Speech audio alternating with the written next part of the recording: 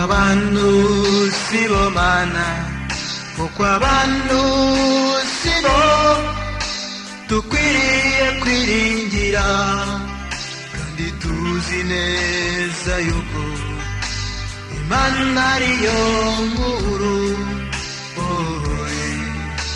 Ntiwigeze ushidikanya uzubogwe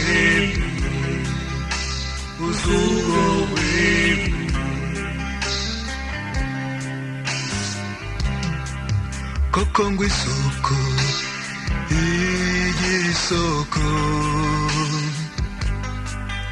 ubukristu bugiriye ukura, we wavutse kubemera Kristu, amugutoza kare ntawukuru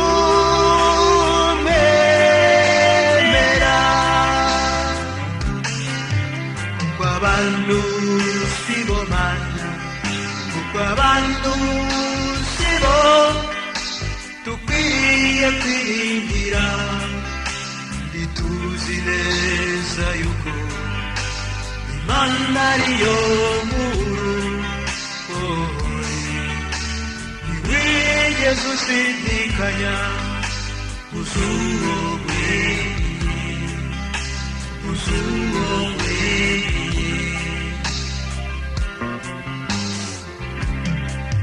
wakuze ugana seminari,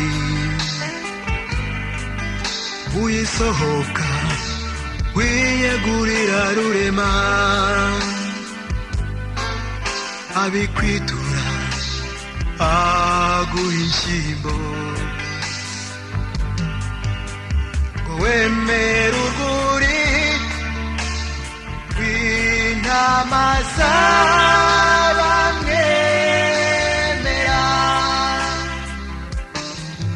kuko abantu sibo mana, kuko abantu sibo dukwiriye kwiringira, kandi tuzi neza yuko Imana ariyo nkuru.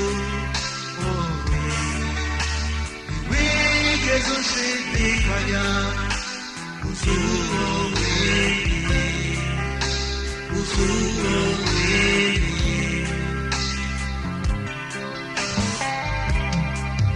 komeza inshyimbo usumba udasubira,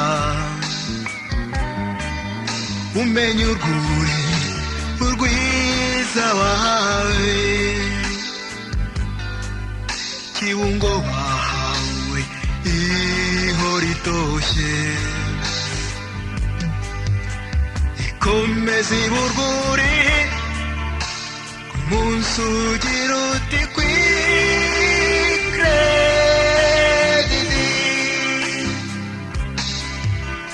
abantu sibo mana, kuko abantu sibo dukwiriye kwiringira, kandi tuzi neza yuko Imana ariyo nkuru. Ntiwigeze ushidikanya uzubogwe